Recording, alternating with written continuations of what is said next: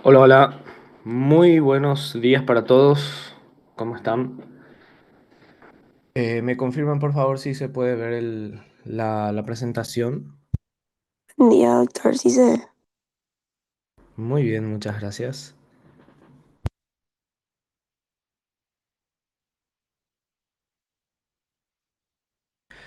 Bien, entonces vamos a comenzar la clase de hoy. En esta ocasión vamos a hablar sobre la fisiología de las hormonas sexuales masculinas. Sí, vamos a repasar un poco siempre, comenzando desde lo más básico, un poco de anatomía, un poco de histología para recordar esos conceptos necesarios. Y luego ya vamos a pasar a hablar de las hormonas y de su función, de su regulación y de los puntos más importantes de este capítulo.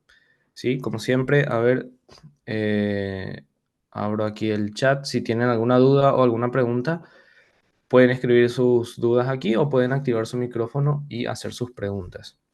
Bien. Entonces, a ver, esta es una clase relativamente corta porque, bueno, es un tema bastante conocido, pero de igual manera es importante recalcar algunos puntos importantes. Por ejemplo, desde el punto de vista anatómico, recuerdan que las gónadas son los órganos sexuales que producen las células de la reproducción. Y en el caso de los hombres, las gónadas son los testículos. Los testículos son órganos pares que están dentro del escroto, ¿sí? Y básicamente son los órganos responsables de producir los gametos masculinos, que son los espermatozoides. Y además también cumplen una función endocrina, que es la producción de hormonas sexuales masculinas, en este caso la testosterona. ¿Sí? Entonces, la testosterona y los espermatozoides son producidos en el testículo. En el caso de los espermatozoides, recuerden que ellos son producidos dentro de estos tubos que ven aquí, que son los túbulos seminíferos. ¿Sí? Contorneados, rectos, aquí estaba la red testicular, los conductillos deferentes y aquí el conducto del epidídimo. Entonces, estos conductos transportan los espermatozoides hacia afuera. Recuerden que los espermatozoides, la espermatogénesis es, o sea, es considerado un producto de secreción exócrina porque el espermatozoide va a salir fuera del organismo. Mientras que la testosterona es el producto de secreción endocrina del testículo. Es una glándula mixta. Bien. Entonces, una vez que llega al epidídimo, esos espermatozoides se almacenan ahí y luego poco a poco, a medida que van madurando, ellos van siendo conducidos por el conducto deferente o los conductos deferentes, porque son dos, uno izquierdo y uno derecho, que vuelven a entrar dentro de la pelvis a través del conducto inguinal. Por aquí estaría el orificio, así, más o menos. Entonces el conducto deferente vuelve a ingresar, atraviesa todas las capas de la pared abdominal, entra en la pelvis, va para atrás hacia la vejiga, detrás de la vejiga, y llega aquí hacia donde se encuentran las vesículas seminales. Se van a unir, de hecho, el conducto deferente se une al conducto excretor de las vesículas seminales. Y los espermatozoides vienen por aquí, hacen un trayecto retrógrado y se meten dentro de la vesícula seminal para ser almacenados y en espera a la expulsión. La vesícula seminal también produce el líquido seminal o el semen, ¿sí? Que tiene nutrientes y le da protección al espermatozoide, y una vez que llega la eyaculación, la vesícula seminal se contrae y expulsa de nuevo estos espermatozoides junto con el semen a través de los conductos eyaculadores, perdón, aquí que atraviesan la próstata y luego salen por la uretra y salen al exterior. ¿Sí? Acuérdense que el pene es el órgano de la copulación del hombre. Bueno, todos son conceptos generales que todos conocemos. Ahora, es importante para entender la parte endocrinológica recordar un poco de configuración histológica del testículo. Histológicamente, en el testículo tenemos como dos zonas, a ver si les marco aquí. Esta zona central, esta zona circular, es básicamente ese túbulo seminífero que habíamos visto que es dentro del mismo donde se va a producir la, la espermatogénesis. O sea, aquí están las células que forman las paredes de los túbulos seminíferos y aquí adentro están las células que son las células espermatogénicas, ¿sí? Que van a ir diferenciándose hasta que finalmente se convierten en espermatozoides maduros y son liberados en la luz. Ahora, por fuera de ese túbulo seminífero, aquí por fuera tenemos este tejido intersticial, digamos, ¿sí? Y en el tejido intersticial tenemos otro tipo de células, como por ejemplo las células intersticiales o células de Leydig que ven ahí. Entonces, las células intersticiales o de Leydig son las que se encargan principalmente de la producción de hormonas, o sea, de la producción de testosterona. Acuérdense, las células de Leydig, que era el epónimo, ahora se le llaman células intersticiales porque están en el intersticio, ellas son las que van a producir la testosterona y esas células están en el intersticio donde justamente se encuentran las arterias y las venas. Entonces, por ejemplo, aquí va a haber una arteriola o una vénula. Entonces, las células producen espermatozoides y producen testosterona y liberan su producto de secreción dentro del sistema circulatorio, ¿sí? Entre estas dos zonas del testículo, digamos, ¿sí? Se encuentra una barrera que les separa aquí, que se llama barrera hematotesticular. Esta barrera es importante porque básicamente hace que, acuérdense, los vasos sanguíneos generalmente están aquí, en el intersticio, en el tejido conjuntivo del intersticio del testículo, ¿sí? Estos circulitos son arteriolas o vénulas, si quieren. Aquí no hay vasos sanguíneos, ellos se nutren por no se llama ósmosis, ¿cómo se llama? Por proximidad, digamos, se me fue la palabra ahora mismo, pero estas células se nutren por proximidad y luego van hasta la vesícula seminal, donde el semen le proporciona los nutrientes necesarios para que ellos puedan sobrevivir. Pero aquí lo importante es que la sangre, nuestra sangre, no está en contacto con las células espermatogénicas, las células que producen el espermatozoide. ¿Sí? Las células germinales están en la luz del túbulo seminífero y no están en contacto con la sangre. Están separados del medio interno a través de esta barrera hematotesticular, barrera entre la sangre y las células germinales del testículo.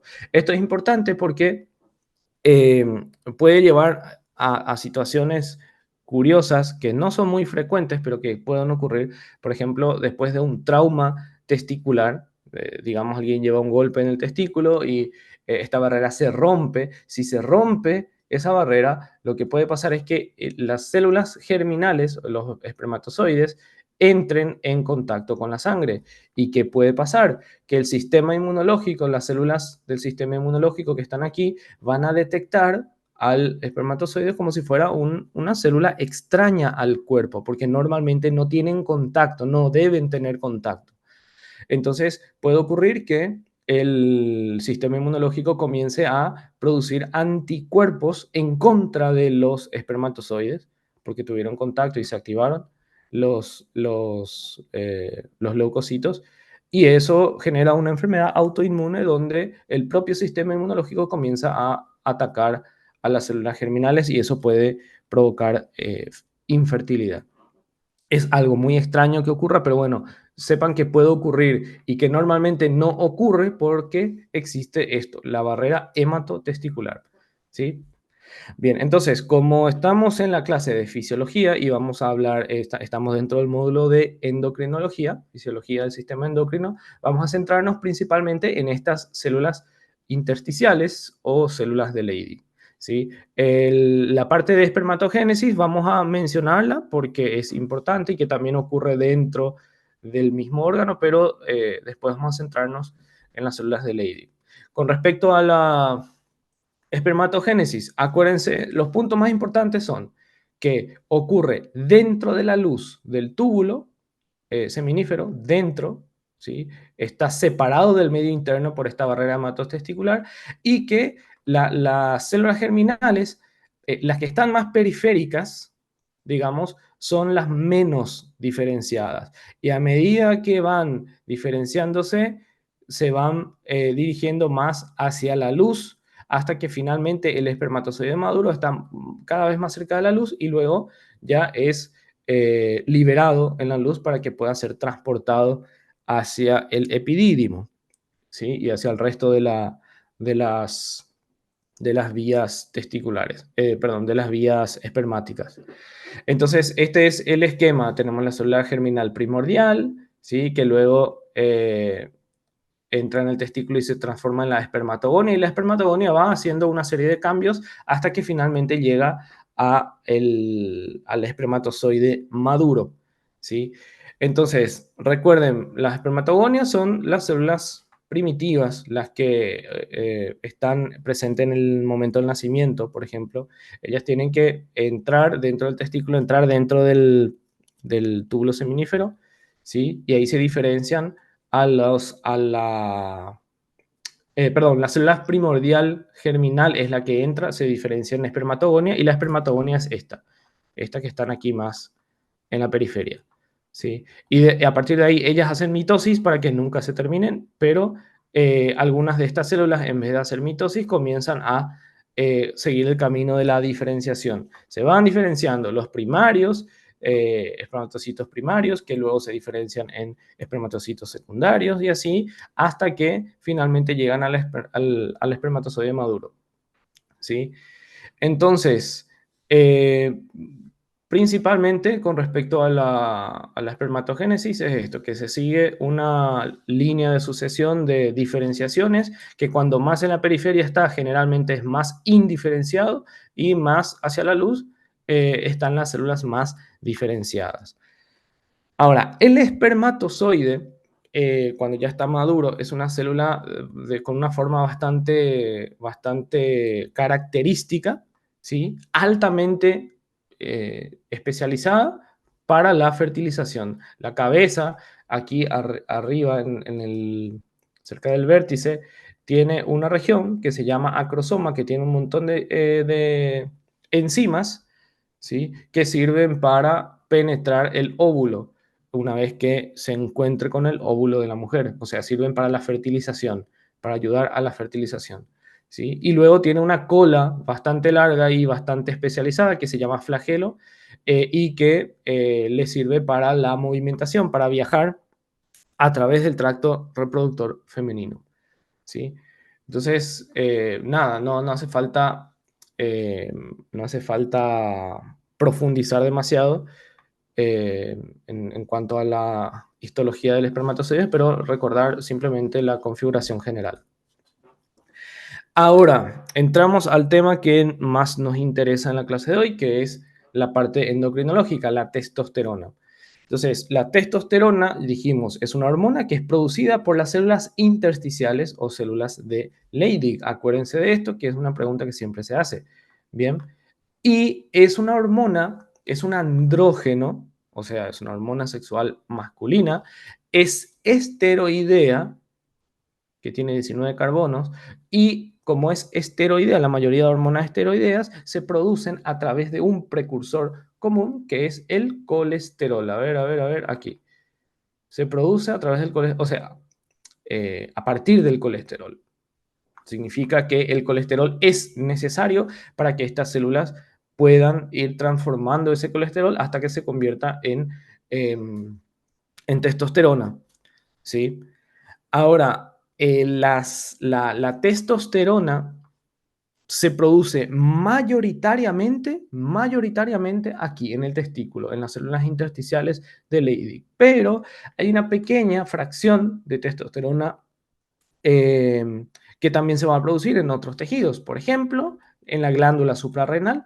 Recuerdan que la capa más profunda de la corteza suprarrenal era una capa que producía andrógenos, ¿sí?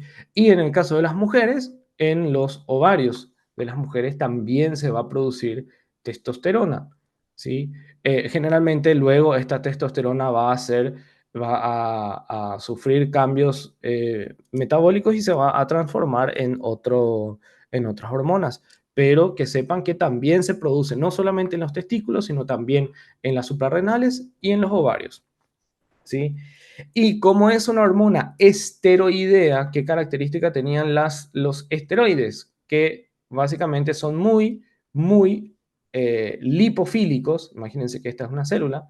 Entonces, a ver, vamos a pintar la testosterona, va a ser esta, ¿sí? Testosterona. Y el receptor de la testosterona, el receptor de la mayoría de las hormonas esteroideas, es intracelular, o sea, su receptor está aquí, dentro de la célula. En la mayoría de los casos está en el citosol de la célula. Entonces, ¿qué es lo que hace? La hormona que viene, como es muy lipofílica, puede atravesar fácilmente, voy a cambiar de color, puede atravesar fácilmente la membrana plasmática, entra y se une aquí a su receptor. Una vez que se forma el complejo hormona-receptor, ese complejo hormona-receptor finalmente va al núcleo de la célula, ¿sí? Va al núcleo y va a estimular ahí la expresión de ciertos genes específicos que van a producir ciertas proteínas específicas y así producen su efecto, ¿sí? Entonces, la testosterona es una hormona esteroidea, ahí automáticamente ustedes ya tienen que traer un montón de información. Si es esteroidea, es producida a partir del colesterol, es muy lipofílica, puede atravesar la membrana plasmática y por lo tanto su receptor generalmente está dentro del citosol. Son receptores andrógenos intracelulares y una vez que se unen van al núcleo y actúan a nivel de los genes, ¿sí? Esto es cierto para casi todas las hormonas esteroideas. Ahora, ¿cómo se fabrica la testosterona? A partir de este precursor, es el más importante, es el colesterol. Acuérdense, el colesterol no es malo, el exceso de colesterol sí, pero el colesterol en sí mismo no es malo. Entonces, en la célula de Leydig, ¿sí? La célula de Leydig capta el colesterol de la sangre, ¿sí? Que se transporta a través de las lipoproteínas eh, que son producidas en el hígado. Bueno, al final el colesterol es absorbido y la hormona luteinizante lo que hace es estimular las enzimas que van a convertir colesterol en pregnenolona, luego en 17 alfa hidroxipregnenolona, ¿sí? Luego en dehidroepiandrosterona, luego en androstenediona y finalmente en testosterona. Entonces, nuestra hormona principal, la testosterona, es esta, ¿sí? Y para su producción partimos del colesterol y seguimos este camino. Aquí por abajo y a la derecha. Cada una de estas flechitas eh, es una reacción que está catalizada por una enzima. La hormona luteinizante lo que hace es aumentar la cantidad de colesterol disponible y aumentar la producción de estas enzimas, porque si tengo más enzimas, puedo hacer esta reacción de forma más rápida, ¿sí? Bien. Entonces, hay un montón de enzimas, la desmolasa, 17-alfa hidroxilasa para crear esto, la 17-20 liasa. No hace falta que sepan el nombre de las enzimas, lo que importa es que sepan que partimos del colesterol y finalmente llegamos a la testosterona. Esto es en las células de Leydig. Esa testosterona finalmente se libera en la sangre y va a ir a los tejidos, ¿sí? Y aquí viene una parte importante. En la mayoría de los casos, la testosterona que llega al tejido entra, se une a su receptor intracelular y va al núcleo y ejerce su efecto, ¿sí? Directamente la testosterona con su receptor es el que ejerce el efecto.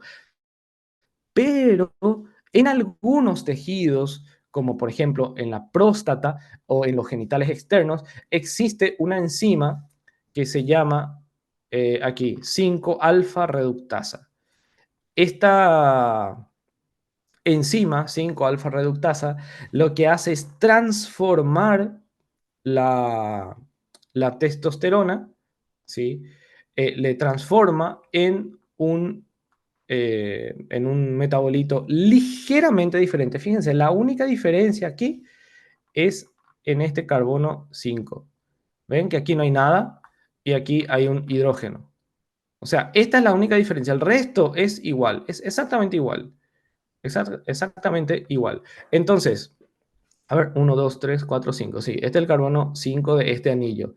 Entonces, lo que hace esta enzima es agregarle un hidrógeno aquí, o sea, reducir este doble enlace. Básicamente ven que se pierde el doble enlace que estaba aquí, se perdió. Y esa mínima diferencia forma este producto que se llama dihidrotestosterona. ¿Sí? Dihidrotestosterona.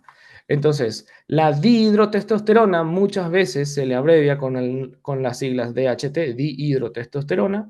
Es básicamente una versión más potente, mucho, mucho más potente de la testosterona. O sea, tiene efectos mucho más impactantes en la célula. Pero esta transformación no ocurre en todos los tejidos, ocurre solamente en algunos tejidos donde se encuentra esta enzima, la 5-alfa reductasa, que es la enzima que puede catalizar esta conversión. Además, no todas las células tienen receptores para la dihidrotestosterona. Esta dihidrotestosterona tiene que unirse a un receptor especial. La testosterona se une a un receptor diferente, a un receptor andrógeno de testosterona, ¿sí? Pero hay algunos tejidos, como la próstata, los genitales externos, algunas zonas de la piel, como los folículos pilosos de la cabeza, por ejemplo, que tienen receptores para para la dihidrotestosterona, y esta, acuérdense, es una versión mucho más potente que la testosterona, ¿sí? Entonces, recuerden que esto ocurre en algunos tejidos, en ciertos tejidos. Bien, ahora, la mayor parte de la testosterona que se produjo y está circulando por la sangre, eventualmente va a llegar al hígado, ¿sí? Porque se va a metabolizar en el hígado. Ahora, la testosterona, como es una hormona esteroide, ¿sí? Es muy lipofílica, entonces no puede circular directamente cuando está en los capilares. Vamos a dibujar así,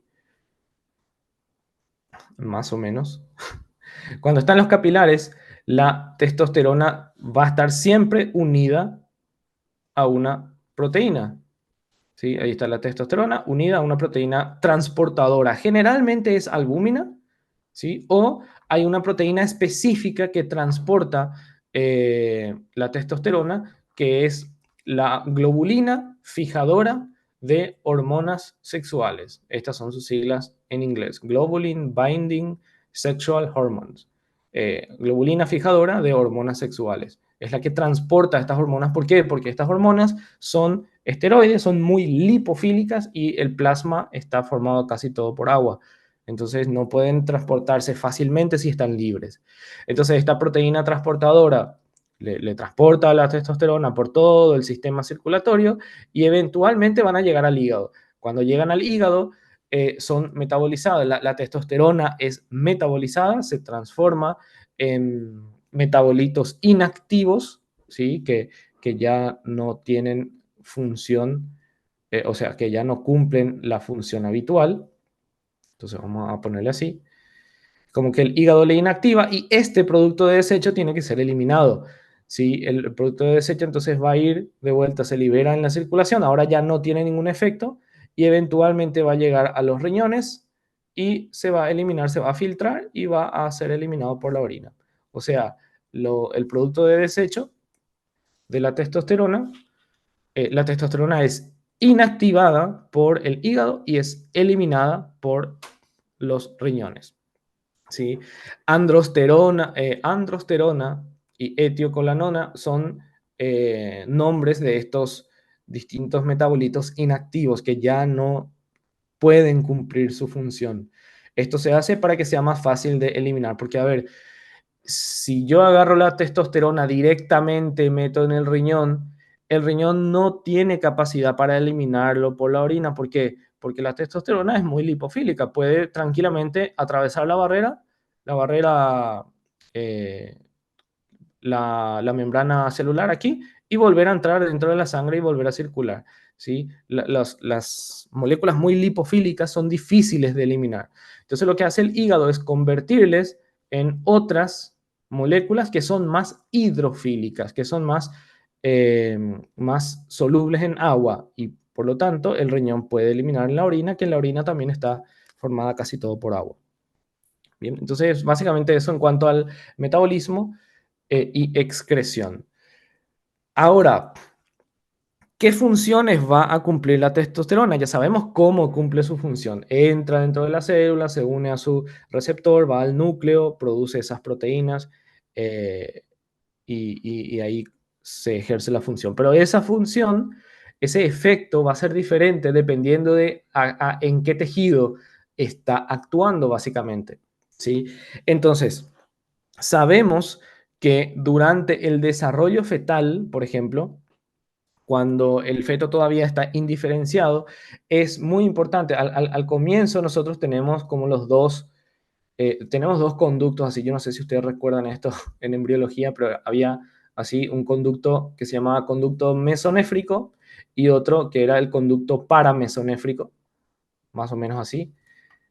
¿Sí? Mesonéfrico y paramesonéfrico. Estos son los tejidos primitivos que van a desarrollar los órganos sexuales, básicamente. El conducto mesonéfrico de Wolf, era su epónimo, es el que va a formar todos los órganos sexuales masculinos y el conducto paramesonéfrico de Müller, creo que era el epónimo, el paramesonéfrico es el que va a formar todos los órganos femeninos. Al inicio, en las primeras semanas, el feto tiene los dos y depende de las hormonas para elegir, digamos, uno que va a involucionar y otro que va a ser desarrollado. Entonces, la testosterona durante el desarrollo fetal lo que hace es venir aquí, inactivar o atrofiar el conducto paramesonéfrico para que no se formen órganos sexuales femeninos y al mismo tiempo lo que hace es estimular el desarrollo y la diferenciación del conducto mesonéfrico. Entonces, eso hace que el feto comience a desarrollar órganos genitales masculinos. ¿Sí? Entonces, la testosterona es muy importante ya desde el desarrollo fetal. Después, obviamente, en la pubertad, en la niñez casi no cumple demasiada función, pero bueno, a nivel de la pubertad sabemos que empieza a tener un pico de producción y luego ese pico de testosterona hace que se desarrollen las características sexuales secundarias. ¿Sí? Aumenta el diámetro de la laringe y eso hace que la voz se vuelva más grave, estimula la producción y el crecimiento del vello, tanto en el rostro como en otras zonas del cuerpo. Entonces aparece el vello facial, el vello púbico, aumenta también la testosterona es una hormona anabólica que produce, o sea, estimula la producción de nuevos tejidos, como por ejemplo nueva proteína dentro del músculo esquelético, entonces aumenta el crecimiento de la masa muscular, ¿sí? Y en la edad adulta es importante porque interactúa con el sistema nervioso y el sistema, o sea, y los órganos sexuales para el mantenimiento del deseo sexual, de la libido, la espermatogénesis en el caso de los testículos, para mantener la masa muscular y para mantener la masa ósea también, ¿sí? Y además la testosterona, como es anabólica, hace que se produzcan nuevos tejidos y entonces acelera la tasa metabólica basal, acelera la producción de glóbulos rojos también. Por eso es que eh, en el hemograma normal, por ejemplo, si ustedes ven los valores normales, los hombres tienen un poquitito más de glóbulos rojos comparado con las mujeres. Eso es un efecto de, de la testosterona, ¿sí? Bien, entonces aquí esto es lo que les decía antes.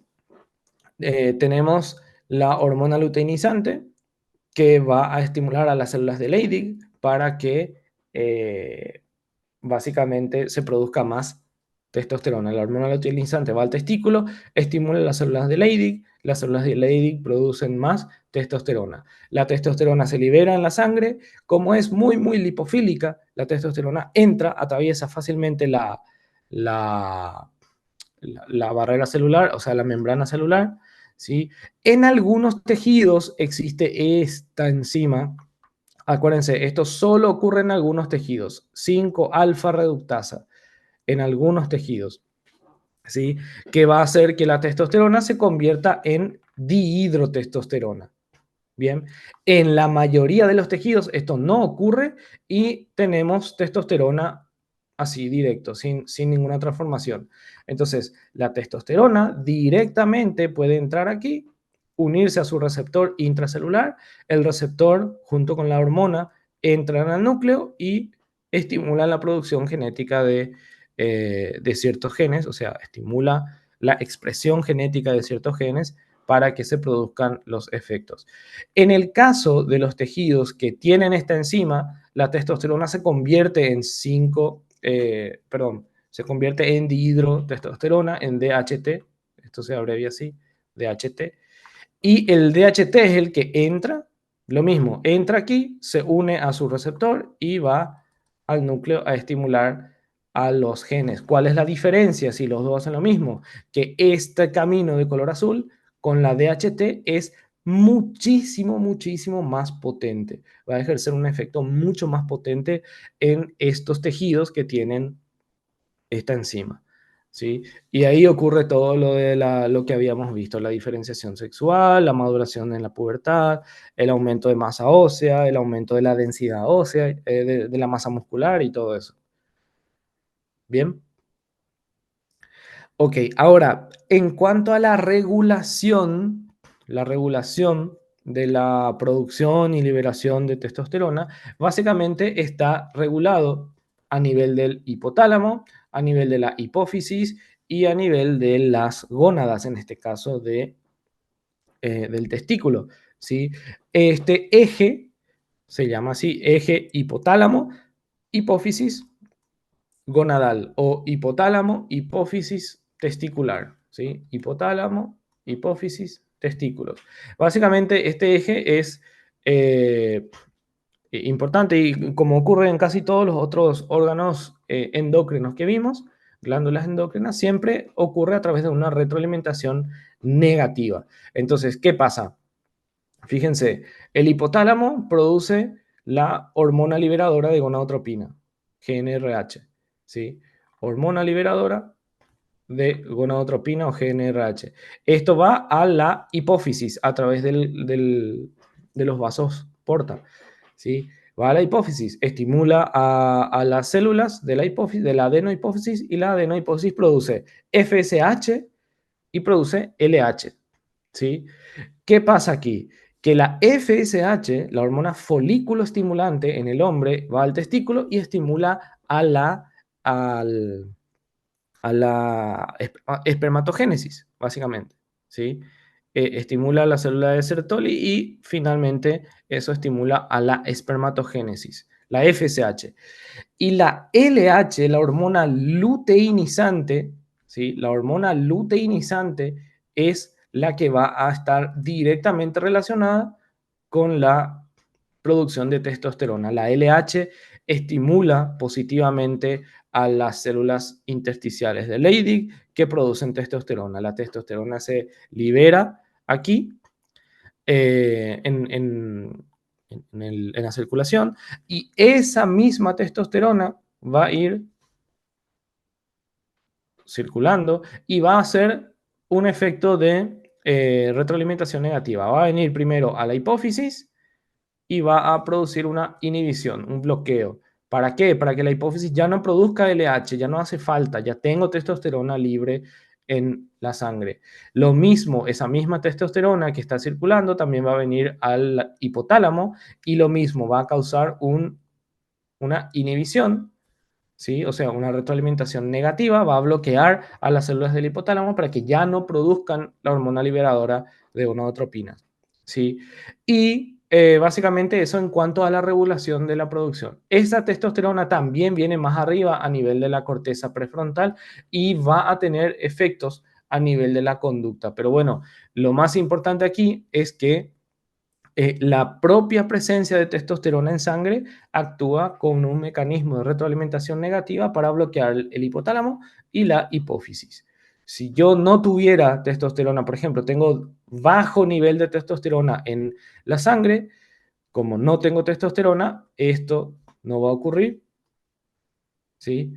Y entonces esta inhibición no va a ocurrir, entonces el hipotálamo produce su hormona, la hipófisis produce su hormona y se estimula la producción de testosterona que viene a inhibir de vuelta. O sea, se autorregula, básicamente, ¿sí? Acuérdense siempre que es un proceso de retroalimentación negativa. Casi todo es retroalimentación negativa, ¿sí? Hipotálamo, hipófisis, testículo. Bien. Y esto es lo que les decía. La LH es la que produce la que estimula la producción de testosterona. La FSH produce o estimula la producción de espermatogénesis. ¿Qué pasa? Que la testosterona también ejerce un efecto positivo, un efecto estimulante en las células de Sertoli, ¿sí? Le estimula y por lo tanto, de forma indirecta, la LH también contribuye un poco a la espermatogénesis. ¿Sí? Todo esto también ocurre de forma, o sea, ocurre al mismo tiempo. La LH aquí a la testosterona, la FSH a la célula de Sertoli y a la producción de espermatogénesis. Solo que la testosterona también estimula la espermatogénesis. Bien, y una de las formas de bloquear la producción de testosterona es esta, ¿sí? Por la retroalimentación negativa que ocurre eh, con la propia hormona. Y la otra es a nivel de las células de Sertoli, que como estas células tienen receptores para la testosterona, por eso la testosterona ejerce un efecto aquí. Esta célula de Sertoli puede producir una hormona en caso de que yo tenga un exceso de testosterona, por ejemplo, puede producir una hormona que se llama inhibina. Su nombre ya nos da una idea de qué es lo que hace. Todo lo que termina en ina significa que es una proteína. Ina viene de proteína. Inhibí viene de que va a causar una inhibición, básicamente. Es una proteína que causa una inhibición. ¿Y qué es lo que hace? Va a la hipófisis y causa una inhibición de la adenohipófisis para que no se produzcan las hormonas, la FSH y la LH. ¿Sí? Y entonces esta es otra vía por la cual yo puedo inhibir o puedo bloquear la producción de hormonas sexuales. Bien, entonces se bloquea a través de retroalimentación negativa y se bloquea también a través de esta hormona que es la inhibina, ¿sí? Producida por la célula de Sertoli. La testosterona propiamente y la inhibina son las dos que van a ejercer el mecanismo de retroalimentación negativa. Bien, ok. Y con eso terminamos los puntos más importantes. ¿Dónde vamos a utilizar todo esto que vimos en esta clase?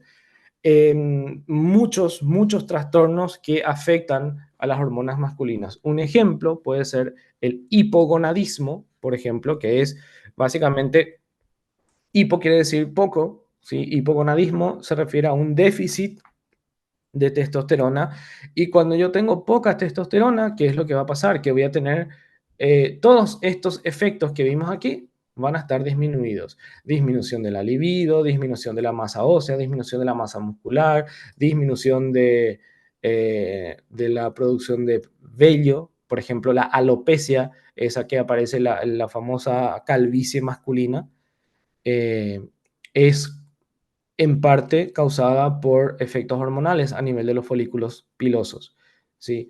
Entonces, cuando hay un déficit de testosterona, un hipogonadismo, puede provocar eso, disminución de la libido, disfunción eréctil, pérdida de masa muscular, pérdida de masa ósea, pérdida de cabello, o sea, calvicie, ¿sí? Es un ejemplo. Otro ejemplo es la criptorquidia. Seguramente escucharon ya hablar de la criptorquidia. Es que inicialmente, embriológicamente, los testículos son órganos intraabdominales. Ellos se forman a nivel de, a ver, creo que era a nivel de, a la altura de L3, más o menos, de la vértebra lumbar número 3 a los lados de la aorta, de ahí se forman. No sé si alguna vez prestaron atención a eso en anatomía. A ver, aquí estaría, por ejemplo, la aorta, así. Bueno, obviamente no a esa escala, pero imagínense que esta es la aorta. Y aquí a la derecha la vena cava inferior, algo así. Bien. Entonces, ¿qué pasa? Que los testículos están aquí en el saco escrotal, pero ¿de dónde viene la arteria testicular? La arteria testicular es una rama directamente de la aorta, sale de ahí y viene hasta allá. Sí, bueno, en realidad viene así, por su borde posterior. Em, y lo mismo con las venas testiculares. Las venas testiculares van y drenan directamente en la vena cava inferior o, en el caso del lado izquierdo, drenan en la vena renal izquierda que está más cerca. ¿Sí? Vienen así. Entonces, nunca se preguntaron por qué si el testículo está allá abajo, fuera del abdomen, sus vasos salen directamente de aquí. Hay otros vasos sanguíneos aquí. ¿Por qué no salen sus arterias y venas y sus linfáticos también van ahí arriba, a nivel de los ganglios que están alrededor de la aorta? Esto es porque inicialmente el testículo se formó aquí. Estaba aquí y aquí, a ambos lados de la aorta. Y a medida que se va desarrollando el feto, el testículo va descendiendo y llega hasta el saco escrotal. A veces, eso se llama migración testicular. A veces el testículo no desciende completamente. El bebé nace y tenemos, por ejemplo, un testículo aquí en el saco escrotal y el otro está ausente, el otro no está. ¿Sí? Entonces, eso se llama criptorquidia. El testículo no descendido puede ser unilateral o puede ser bilateral. Y cuando esto ocurre, siempre hay que buscar dónde está ese testículo. Normalmente queda en alguna parte de su trayecto y esperar, al esperar unos días, generalmente el testículo desciende completamente. ¿Sí? Pero en algunos casos no desciende. Y esto es un problema. ¿Por qué? Porque el testículo tiene que salir del abdomen y tiene que ir al saco escrotal porque para que pueda funcionar de forma óptima, tiene que estar a más o menos entre 2 a 4 grados de temperatura menos que el cuerpo. ¿Sí? O sea, si el testículo queda dentro del abdomen, la temperatura del cuerpo es ligeramente más alta y eso afecta a la función de las células y las células no pueden cumplir su función. ¿Sí? Entonces, eso afecta a la fertilidad, la criptorquidia, cuando el testículo queda dentro del abdomen, afecta a la fertilidad y después de un año y medio, después de 2 años aproximadamente, estas células comienzan a sufrir más mutaciones de lo normal y eso puede predisponer al desarrollo del cáncer testicular. Por eso que el testículo no descendido nunca debe quedarse dentro del abdomen. Generalmente lo que se hace es esperar. Esperamos, el bebé nace, tiene solo un testículo, bueno, vamos a esperar. Esperamos que baje el otro. ¿Cuánto vamos a esperar? Vamos a esperar un año y medio máximo. ¿Sí? ¿Por qué? Porque a partir de los 2 años ya comienzan a aparecer los casos de cáncer testicular. Si en un año y medio el testículo no desciende, generalmente se hace una cirugía y se remueve, se extirpa ese testículo. No puede quedar ahí adentro. Bien. Y eso va a afectar a las hormonas masculinas. Otra enfermedad es el cáncer de próstata. ¿Sí? ¿Por qué? ¿Qué tiene que ver la próstata si estamos hablando de testosterona y testículos? Es que algunos tipos de cáncer, como por ejemplo algunos tipos de cáncer de próstata, imagínense que este es el tumor, algunos tipos de cáncer tienen receptores específicos para la testosterona. Entonces, si yo tengo testosterona aquí en la sangre, esa testosterona puede entrar dentro de la célula cancerígena, unirse a su receptor, y ¿eso qué va a provocar? Va a provocar que la célula haga mitosis y se produzcan más células tumorales y por lo tanto el tumor crece, estimulado por la testosterona, ¿sí? Entonces, esto es importante de conocer, porque si un paciente tiene cáncer de próstata y ese cáncer es sensible a la testosterona, lo que se hace es una terapia hormonal para disminuir los niveles de testosterona en sangre. Eso va a tener, básicamente le causamos un hipogonadismo. Eso va a tener sus consecuencias, pérdida de la libido, pérdida de masa muscular, pero va a hacer que el cáncer no crezca de forma descontrolada, ¿sí? Entonces, bueno, conocer muy bien las hormonas masculinas tiene su uso dentro de la medicina. Bien, y hasta aquí la clase de hoy, cortita, relativamente sencilla. No sé si quedó alguna duda por ahí, alguna pregunta. ¿Todo claro? A ver, no hay mensajes. Muy Todo bien, claro, profe. gracias. Bueno, a ver, vamos a llamar la lista para poder terminar. Espérame un minutito. Ahí, hoy es, ¿qué fecha? El 11.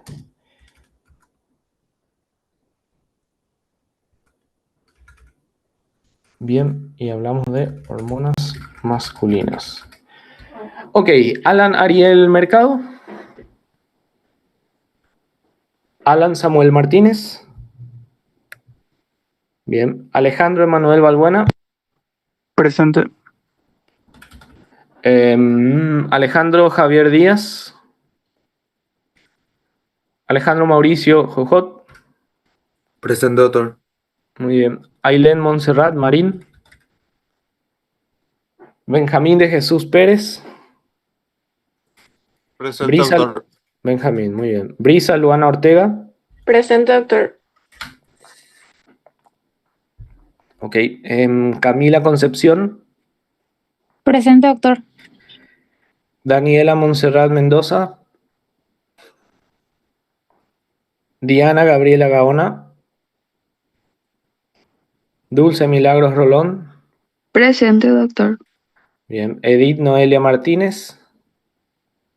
Presente, doctor. Eduardo Antonio Arzamendia. Elías Samuel Silvero. Pilar Agustina Ferreira. Presente, doctor. Gabriela Beatriz López. Gilberto Daniel Jojot. Joana Araceli González. Horacio Joaquín Park. Jazmín Anaí Cardoso. Jessica Montserrat Fleitas. Profe, Hola. yo soy Diana. Diana Gaona. Ok. Diana Gabriela Gaona. Jazmín Anaí Cardoso. No está. Jessica Montserrat Fleitas. Camila Magalí. Presente, doctor. Muy bien. Catrini Ketley. Margaret Diana. Mario Gabriel Gamarra. Presente, doctor. Matías Ezequiel. Mauricio Vázquez. Michelle Aramí. Presente. Presente, Y doctor. Ezequiel soy. Ezequiel, bueno. Michelle Ivanina Meyer. Naidelin Vanessa. Noelia Montserrat. Profe, soy Nayeli. Naidelin Vanessa, bien. Pamela Soledad. Rita María Catalina. Presente, doctor. Muy bien. Ruth Beatriz Guillem. Samantha Analía. Presente, doctor. Sara Carmín Jiménez. Presente. Muy bien. Stephanie Coelher. Estefanía Montserrat. Tamara Belén. Presente. Bien. Vanessa Jazmín Vázquez. Vanessa de Jesús. Víctor Antonio Jeremía. William Arturo Retamoso.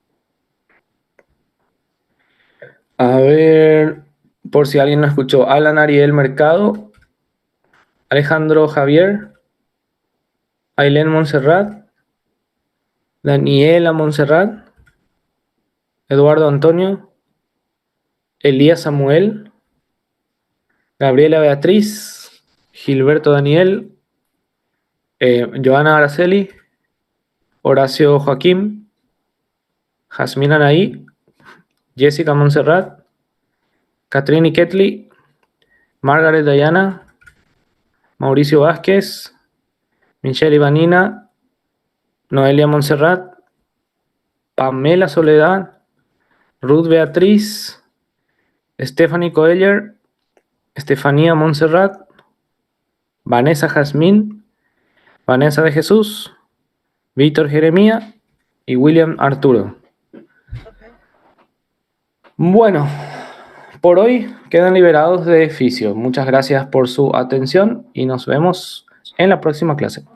Gracias, doctor. Gracias, doctor. Gracias, doctor. Chao, chao.